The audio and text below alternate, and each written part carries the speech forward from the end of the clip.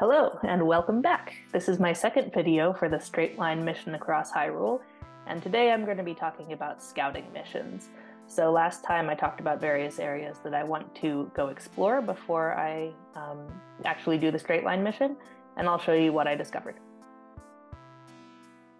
So I decided to start by looking at Hateno Tower.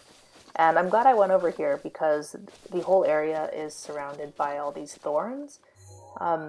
In particular, there's one area right along the line that looked like it was impassable. I found out that I could go climb around the thorns and basically stay on the line. But then I realized I can actually burn it if I use an actual fire. And this made me pretty happy. I thought I had solved the problem. I could just set a fire on this side of the line and burn everything down. But then I continued along the line and found out that there's even more thorns, and I hadn't managed to burn them all. And then I had the idea that I could set a fire by using a bomb arrow. So I did that. I shot a bomb arrow up the cliff, and that made me pretty happy because I thought that I had managed to light all those additional thorns on fire. But it turns out that I only managed to burn a little hole. So I'm going to have to be pretty careful about what I actually light on fire when I continue through Hateno Tower. But I think that I have a way through. With bomb arrows and with fires, I can basically get along that line. And then for good measure, I just decided to see what the fall was like. So I tried to take a controlled fall along the line.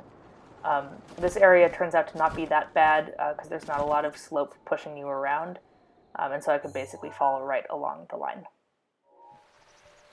As I continued along, I got a taste of the various other things that can accidentally push you off of the line, such as this shrine surrounded by flowers, which of course just stops your gameplay and puts you somewhere else.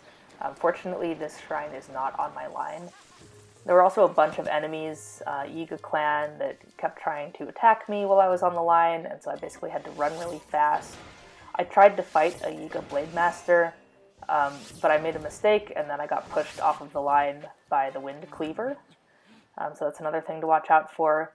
And I also learned how to fight some enemies while staying on the line, like these Chews. The main thing is that after you fight them, you can't stop to pick up any of the loot, or else you might go off the line. So having discovered those things, I continued on to the moat. So the moat around Hyrule Castle was one of the things that in my previous video I said probably didn't have much current. I remembered it being kind of like a lake without too much current. And as soon as I got there, I realized that I was very, very wrong. It's a big river, more like, with quite a strong current. So I tried to jump in and see whether I could swim in a straight line. Like maybe if I pushed myself slightly upstream, I would be able to swim in a straight line. But it was pretty clear that wasn't working.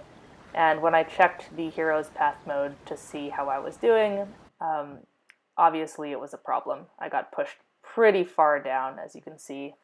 That was not a straight line at all. So that basically would instantly kill the attempt.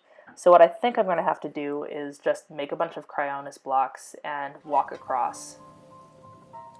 After that, I went to Central Square, and I found that I was pretty lucky with the line. It actually avoids some of the patches of corruption really nicely, and so I spent a while, trying to map out the patches of corruption. And then I realized that I actually don't have to do that at all. I'm overthinking this. It's not like the lava. I can actually just run through it, and I have enough hearts that I can just do that really quickly and stay on the line really easily. So I think that's going to be my strategy for Central Square. Again, I'll try to clear out all these guardians ahead of time, so I won't have to deal with them, but then I'll just charge through the corruption in a straight line.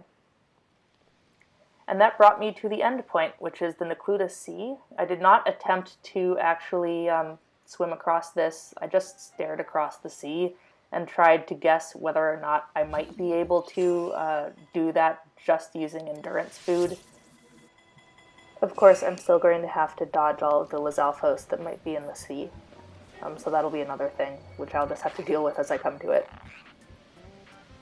So the last thing that I need to do before I do the line mission is to gather a bunch of supplies. I always knew I was going to need a bunch of endurance food, probably just pack my whole meal segment full of endurance food. But I think I'm also going to need a bunch of wood just in case I need to light fires. That's not only useful for burning down thorns around Hateno Tower, but it's useful for just if I need it to be nighttime or daytime, like if there's too many stall monsters at night and I need them to go away, I can light a fire and then wait for it to be daytime.